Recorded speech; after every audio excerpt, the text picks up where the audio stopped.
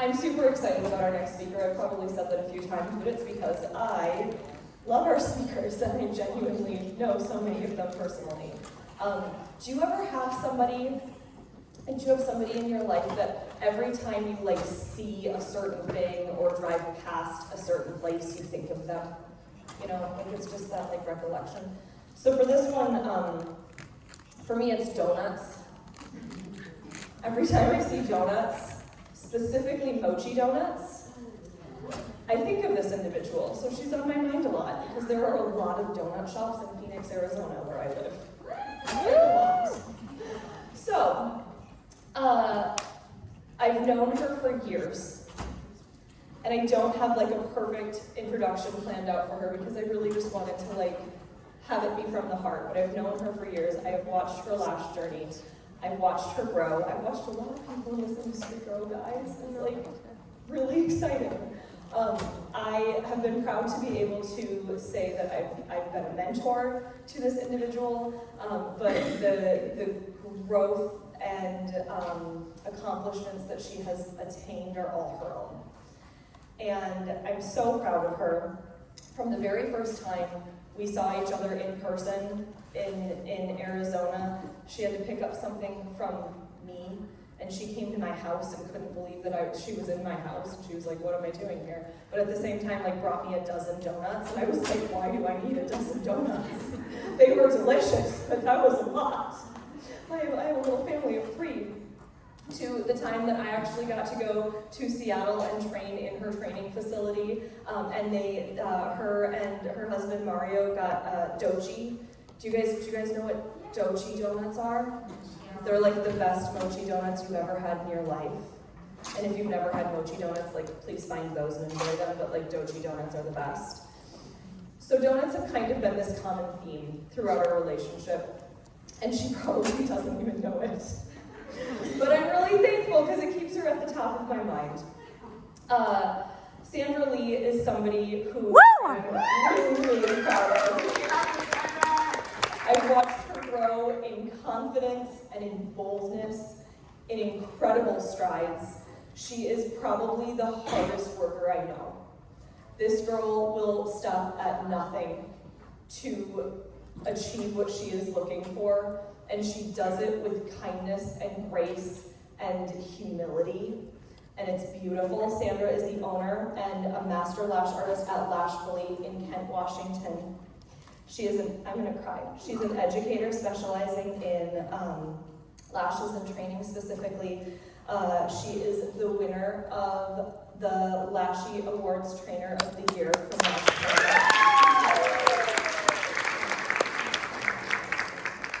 Everybody, please help me give the warmest, loudest welcome to Sandra.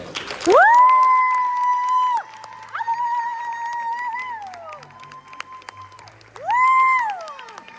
Yeah, Sandra! Ow!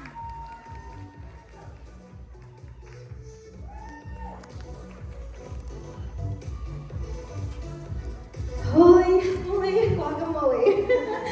2019 Sandra would be having a heart attack right now if she knew that her lash idol and role model was introducing her onto the stage, and I think I might have one right now. Okay, you guys, I'm a little nervous and I need your help. It's just gonna take 3 seconds. Can you guys please stand up from your seats? I'm gonna count down from 3, and I need you guys to cheer like, ooh, and like shake your body because I need to shake this off too, okay? Ready? Go. 3.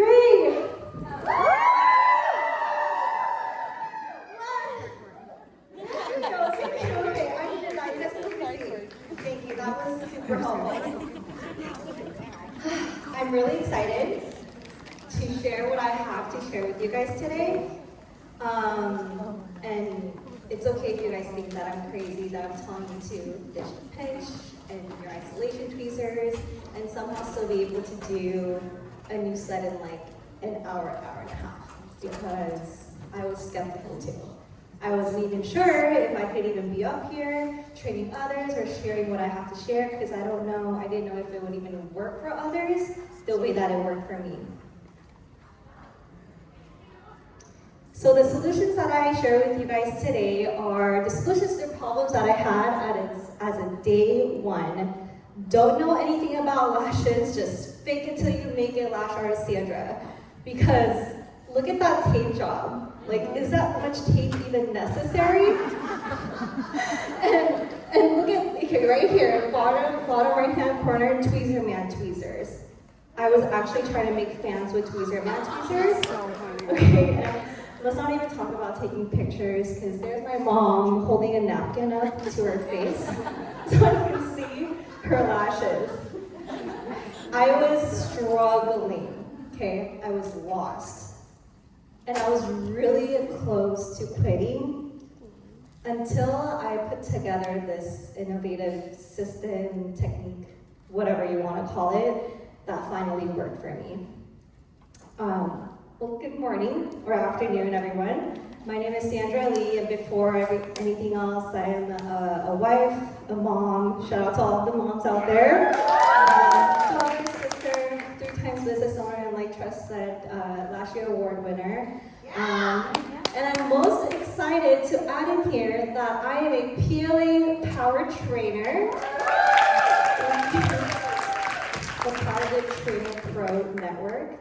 Gotta give a quick shout out to Ashley G, lead educator of PLA. She created this never been done before, free program, PLA Power Trainers. If you are out there already training, maybe you want to grow as a trainer, level up, or aspiring to be a trainer and want more information about this, go to plapro.com. I believe we're still accepting applications, or want to know more about it, there's a training tab there. All right, so the 3-second Lashfullee Fanning Technique. What I share with you today, the 3 things that you will gain from this is 1, consistency. You will become efficient, and you will also become a lash artist who lashes smarter and not harder. Before we deep dive into the technical aspects of what the 3-second Fanning Technique is, we're gonna go over some basic English. I know it's weird coming from an Asian, right? Throughout the next half hour, I'll be saying the word consistency pretty consistently. So let's go ahead and define what this word means. It's the ability to replicate a process or activity with the same level of quality over and over again. The adherence of the same principles in a steadfast way. Consistency is what transforms average into excellence. Okay, keep that in mind. From the consistency that we aim to have in our lash journey will lead us to efficiency. Another word that I will be saying pretty frequently throughout the next half hour. So we're going to define this as well in the way that I will be describing the technique. It's performing or functioning in the best possible manner with the least waste of time and effort. Competent, capable. The 3-second Fanning, Lashfullee Fanning Technique is something that I came up with because I was looking for something more. The techniques that were already out there just wasn't working for me. It wasn't sustainable. It wasn't consistent enough for me, at least. And I was looking for something that would give me speed and quality without like cutting corners. Just something that worked for me because I was struggling with my eyesight. And I'm wearing glasses and I'm not like super blind, but I didn't like having to look down at my tile coming back up and doing this number of up and down and up and down. So that was a struggle for me. I really like consistency. It's reliable, it's what I can trust, and that's what I needed, which is what this technique brought for me. Now, a lot of the elements in this technique you will recognize, and I want to encourage you today, whatever it is that you see from the elements and the step-by-steps that I share, take it, and if it works for you, make it yours, okay? Because this is not a copy and paste, one-size-fits-all technique. And by that, I mean, How many of us here have ever wondered, am I doing this the right way? Yes. Is this even how you do it? Okay, I want to ask you, are you making the fans? Is it coming out? It looks good? Okay, then that is the way. If it works for you, that is your way. Okay, so we're gonna jump right into it, and I'm not gonna be gatekeeping anything. So I want you guys to pull out your phones, take pictures, record, all of the things, okay? This is a very slow down video of me making a fan in just 3 seconds. It's super slow-mo. You'll notice a few things here. I am lashing off the top of my hand. I'm lashing off the top of my hand, and I am using something called Tegaderm. Tegaderm is something that's, actually, how many of us have gotten an IV before, or seen one done? Okay. The transparent dressing that covers the IV site, that's Tegaderm. Shout out to my Lash husband. He's a nurse, and one day he just walked in. Oh, yeah. Thank you. He saw me over there, and I'm just like, it's not working. He's like, what's wrong? And I'm like, this is not working for me. He's like, well, try this. And he pulls out, like, what is something from the hospital going to do for me with lashes? Well, the problem that Tegaderm solved for me is I wasn't able to mimic the tension from a tile, a non-porous surface, on the back of my hand because the strips kept lifting, and I wasn't able to pick up the lashes consistently. So Tegaderm is a 3M, sterile, non-porous surface that mimicked the clean surface of a tile, and I had that on the back of my hand. So I was able to see what I'm doing and not try to see it. It was just right there for me.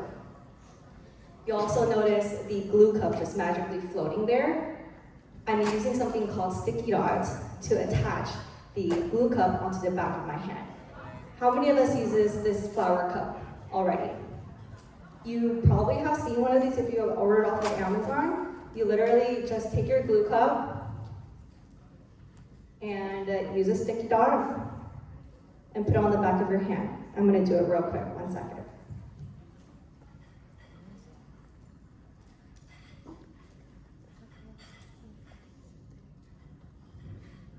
Just like that.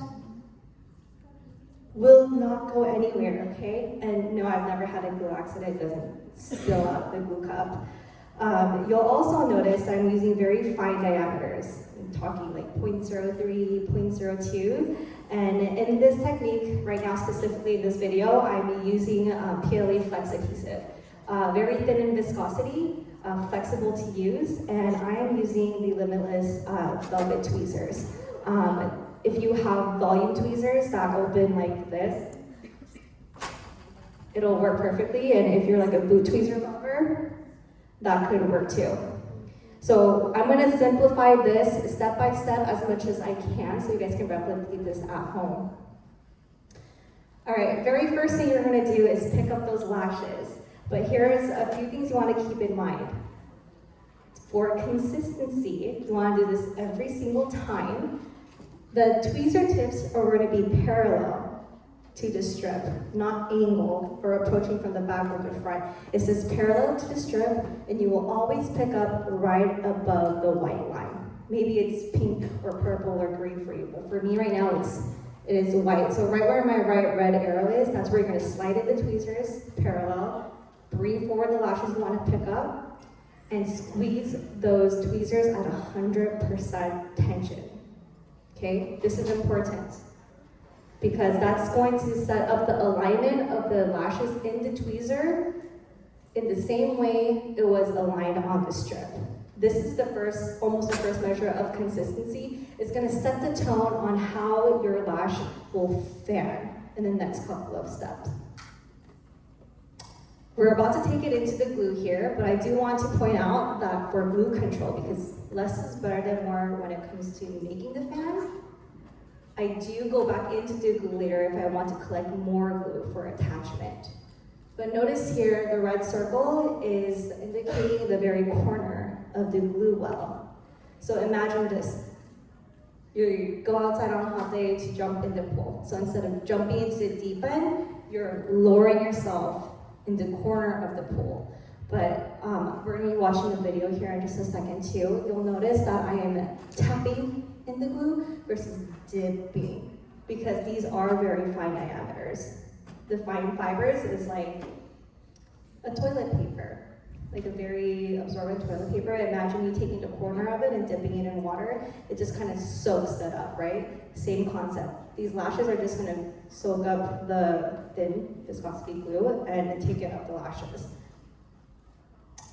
All right, so also contributing to glue control is the angle you tap or dip into glue. Notice here the 90-degree approach. To do that, all you need to do is just turn your tweezers towards you, because we don't want the entire curl to go inside the glue, or else it'll just wick up the lashes and go inside your tweezers, and we don't want that. Quick pro tip, this step is not required to do this technique, but I like to stay proactive and get ahead of a snatched fan. So while I am dipping or tapping in the glue, I will gently and very slightly just push the lashes up against the wall so that gathers the bases before I get into the divot. This is me just doing it on the opposite side. It just depends on like what your setup looks like. Okay, actually, real quick, I'm a little curious. So who here is a pincher? Okay, cool. Who lashes off with the strip or Lashfullee Fan? Tension release or glue tweezers? Okay, perfect, amazing. So everything that I share with you today, I'm here not to change you, okay? Everything that I share with you are things that worked for me, and I'm here to equip you to be the best consistent and efficient lash artist. Alrighty, so we're almost to a snatched fan, and this glue cup here, sorry, who uses glue cup? Okay, perfect, great. The divot there, the V, we're gonna aim to get into the most narrow and the sharpest part of the divot. That is what's going to keep those bases super snatched for us. So what we're going to do here is something that I call Kegels for your tweezers. It's exactly how it sounds. So we pick up the lashes, we dip in the glue. The tweezers are still tight, 100% tension, okay? Keep it tight. You're gonna go into the divot, and because we want to get into the sharpest part of the divot, we're gonna use a very controlled and stabilized micro movement to push down into the divot. And when you get there, that's when you're gonna do a controlled tension release to about 50 to 70%. So we went from this to this. And that is when your fan's gonna go, it's gonna pop open, okay? I say cables for your tweezers, but we're always keeping the tip of the tweezers closed. We never want that fan to just flop over or you to just grab it again. Because remember the very first step where we kept it right above the white line to pick up? We want to keep that consistent, okay? Quick pro tip actually, because a lot of us use the glue cups here. How many of us has bought these off of Amazon? Okay, me too, for like years. Okay, have you ever noticed like an extra plastic piece in the divot? Or maybe your glue cup had a baby and there's like a circle plastic piece in the glue well. Maybe the divot is more of like a U shape versus a V. I started getting mine off from the last year from PLA, and it's very reliable. It's always consistent. I don't ever have to like second guess myself if I'm doing it right, or is it the glue cup? So pro tip there if you want to try that. So when we are in the divot and you release tension, there's one thing to keep in mind to make sure that we have at least 2 to 3 millimeters of a stem for ideal attachment onto the natural lashes. Here's a picture where I'm indicating how much of the lashes under our tweezer is actually going into the glue cup. I'm going to say about 2 to 3 millimeters, depending on what length you're using. So controlled tension release, or cables for your tweezers, like I like to say. Consistency here is another thing to make sure that you are always making a snatch base or a stem. Something you can do is bring that the bottom of the tweezers up against the edge of the glue cup. And that's just like a trick that I use because sometimes, depending on what length I'm using, the stems are pretty short, like for the single digit lengths. All right, so here it is, all over again. Parallel to the strip, bring it forward. 100% tension. Kegels for your tweezers, keep it tight, dip at a 90 degree, real quick tap. Lean back into the divot, push down, release, and there's your 3-second fan. Can you guys see snatch with me? 1, 2, 3. Snatch! Thank you. That is our 3-second fan. We went through that really quick, right? But I want you guys to be successful. I really want this to work for you. So we're going to talk about some troubleshooting points, some common things that I've seen from students in the past. We just talked about this, but here's a good visual of what it looks like if you are not bringing those tweezers up against the edge of the glue cup. We end up with just a tip. We don't want just a tip, we want all of the stem through the center of the glue cup. So bring it close to the edge of the glue cup and make sure you have that snatch base. Got it? Okay. You guys can take pictures or take videos. Why are you laughing? Okay. We start to get really snatch fans. We get a little excited. And then when we're in the divot, sometimes we push down a little bit too much. It doesn't take a lot. They're very micro movements. But when we do push down a little bit, it causes this to happen. Look at the very left picture. The lashes or the bases are no longer in the divot. It's kind of floating there, right? What happens is instead of your bases being bundled, it starts to cross. And then you end up burning it and you don't use it, right? So that is another troubleshooting point. Another one here is maybe like in an hour, you're like coming up and you're busting out these 3-second fans, bam, bam, bam, bam, bam. All of a sudden you're like, why can't I pick up these lashes? It might be because you have glue in your tweezers. And so to make sure that you don't get glue in your tweezers, you're gonna want to dip in the glue at a 90-degree angle. So there's a zoomed in picture right down here of what that looks like. This will also help you get a very snatched base because too much glue will make the bases a little bit too stubby.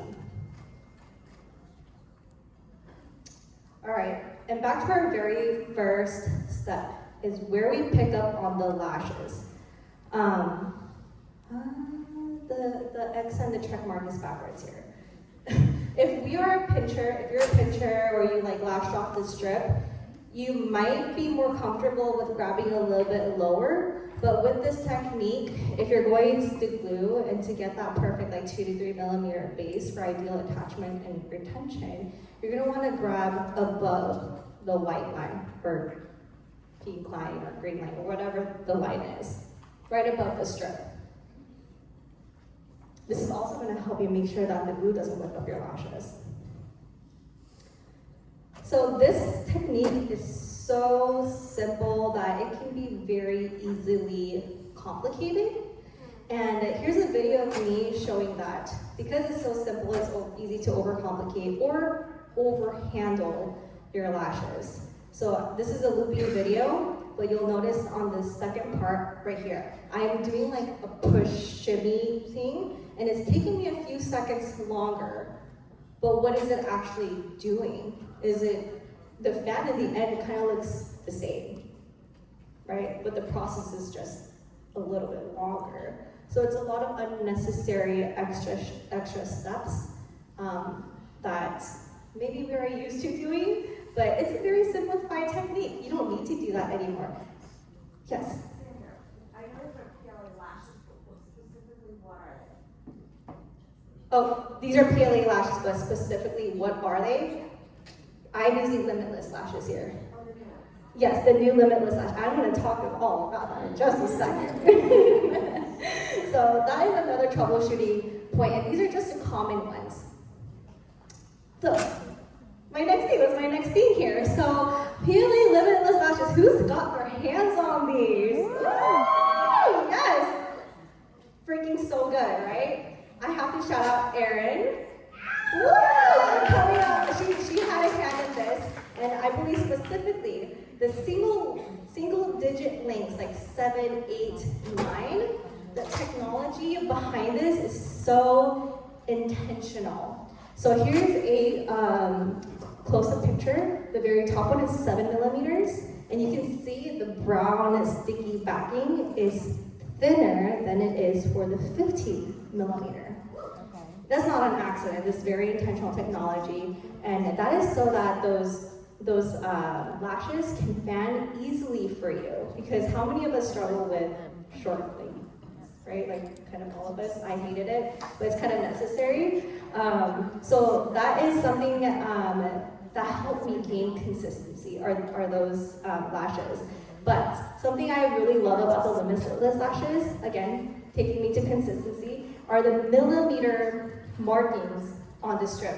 Those little lines on the bottom are millimeter markings. So mega volume, oftentimes you might run into the issue of grabbing maybe too much lashes, or maybe you don't know how much to grab. You can grab consistently now with these guides of the millimeter markings, which is the most what I would grab. And then also, these lashes were made with clean release technology to make your work even more effortless. So I just did a live a couple days ago on IG, and I kept on saying, oh my gosh, these lashes are making me look so good. Because I had barely had to try to like make them open. It just kept on doing it for me. I'm like, I'm just like popping them out like it's nothing. And I love it because it leaves no lashes behind on the strip. I use all of it. There's 22 lines in a box, by the way. So there's a lovely, very beautiful PLA limitless kit. Okay. Enough about the fanning the lashes, because now you guys are interested. Okay, so how are you gonna dish the isolation tweezers now, Sandra? So here's a video of me using an isolation tool, not a tweezer, to isolate the natural lashes. How many of us here has used the isolation tweezers, but just one leg of it? Okay, that's basically what I'm doing here. And the reason why I started isolating with this tool is because I'm a right-handed gal, and my non-dominant hand, I don't know how to like use tweezers with this hand. Yeah, and then put these pointy tweezers on someone's eye and look away. What? That was just crazy to me. So I was like, I don't feel comfortable putting this there and looking away to make a fan on the tile. So what I did is, because you're probably asking if the lashes are on the back of your hand, when do you isolate? And when do you make the fan to attach? I keep my isolation tool in my left hand. I wish I had one with me. I have a bunch, by the way, if you want to try, you can get one for free later. I keep that in my left hand, make the fan, isolate, and then attach. Okay, so here I'm using my right hand, my tweezer hand. Usually I have a fan there. Right now I'm using fairy lashes. And I will use maybe my ring finger or my pinky to assist in the isolation. And what I'm doing is basically shuffling through the lashes and seeing which direction the natural lashes grow in. So if it's going right, I will isolate to the left. If it's going to the left, I'll isolate to the right. And so I'm basically kind of like doing like a weaving motion through the layers, natural layers of the lash line to isolate through.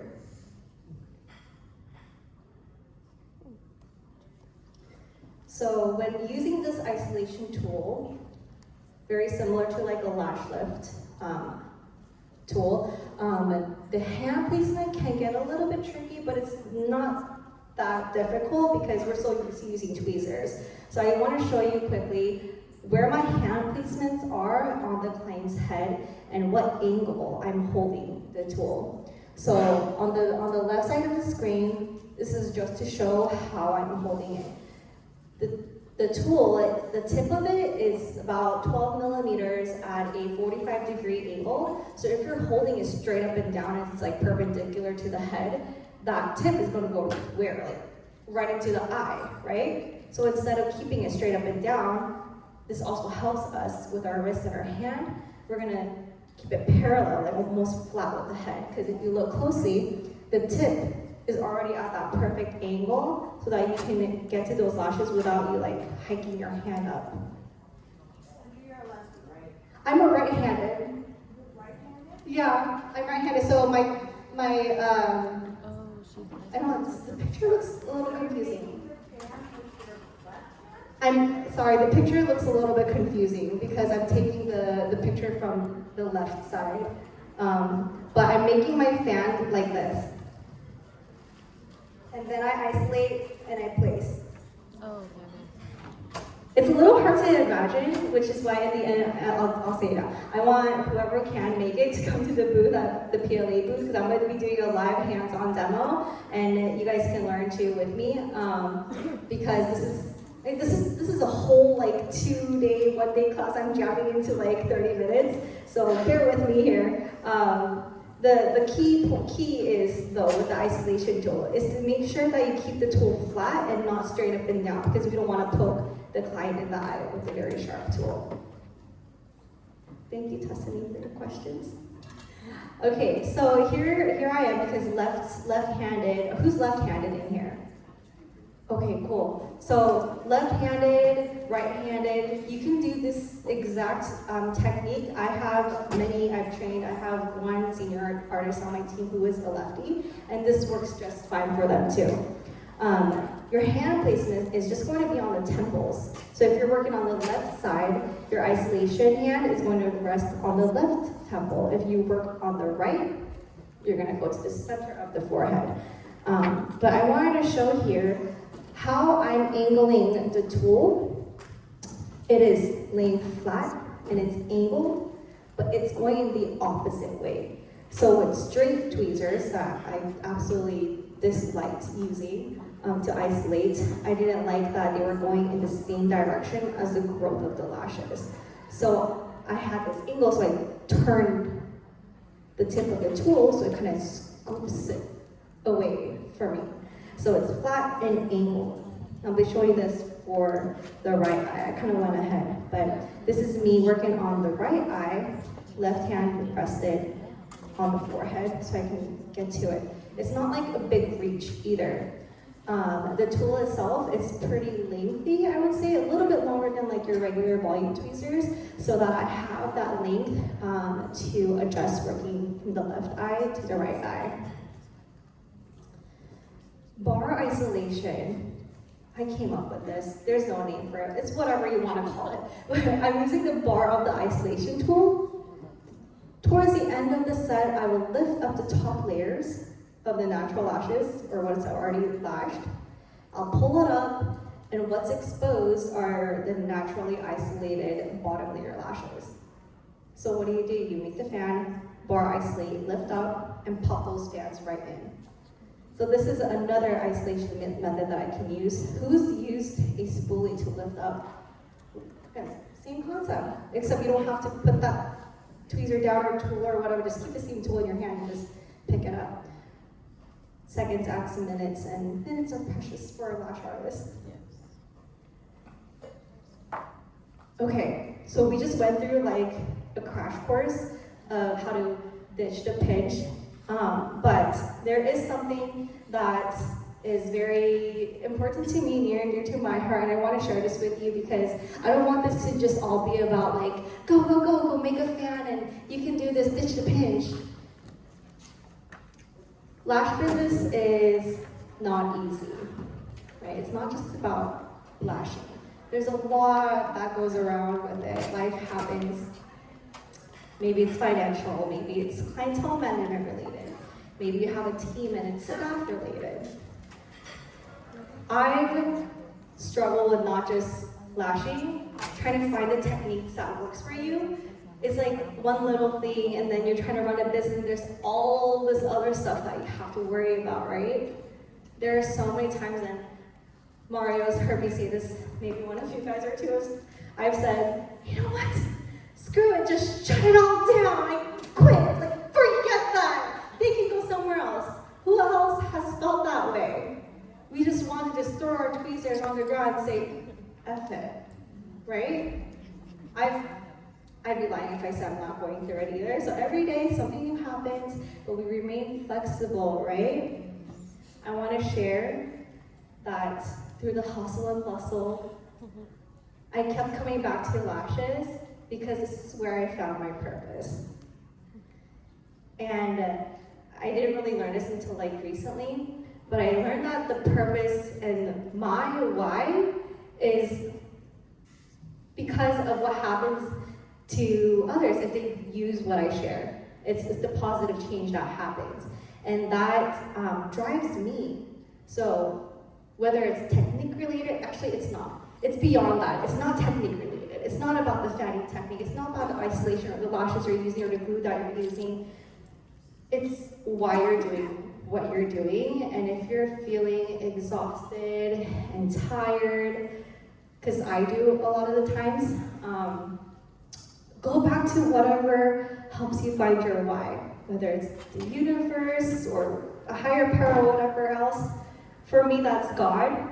And every time I find myself in exhaust and tiredness and I just want to quit, I kind of do run away for a little bit, but I always look back to God, and that reminds me that I have a gift, and all of us has one, which is why we're here. And whether Lashes takes you to becoming a motivational speaker, maybe you're going to just do lashes forever because you are changing lives through confidence in lashes. Maybe doing lashes is going to take you to be a trainer. Whatever that is, what we're doing right now is going to take us to finding our purpose and why we do what we do. So I just want to encourage you with that, because I know ditching the pinch and doing all of this stuff can sound really great, but like, let's be real. So, the 30-minute crash course, that's not all of it. There's so much more to it, and I want to share it with all of you. Don't scan the QR code, don't scan it. Take a picture, please. Take a picture, because there will be something on there in the next 24 hours. Because I am going to do a free webinar training. You can download a PDF and this exact PowerPoint with the video if you haven't taken it or missed a part of it. And the trade show is opening in just a few minutes right after this. I will be there handing out free isolation tools. You can try out the limitless lashes. If you want to ask me questions and see this in real life, come and check it out, ask me questions. I will teach it to you. I will hold your hand and teach it to you, because it just works, and I'm confident that it'll help you too. It works! It works! Oh, but don't leave yet. Hold on. Wait, give me like 2 more minutes here. Oh, wait, can I answer a question? Yeah. Oh, okay, yes. Does this method work for like a lighter thing, like a lighter bottom set, like 475, or is it more like bottom, like? Yes, so does this technique work for lighter sets, like lighter volume, 4D, 5D? In the videos and this technique, I usually teach it for fine diameters, like 0.3, 0.2s, but you can always adjust how much you're grabbing. I do wet set, angel sets, Swiss bead, light volume with those fine diameters. So yes, and come, I'll talk with you. We can chat on that a little bit more too. Okay, one more question. Yes, Sandra. I just had a quick question. So when you use different lengths, how do you lay it out on your head? When different links? Yeah. I usually have 4 or 5 different links on the back of my head. Okay. Yes, thank you. Good question. There's something I really, really want to do, because this has been my dream stage for a couple of years now, and I don't want to miss this opportunity. Can I take a quick selfie with you guys? Just act like you like me and just go, woo! Are you ready?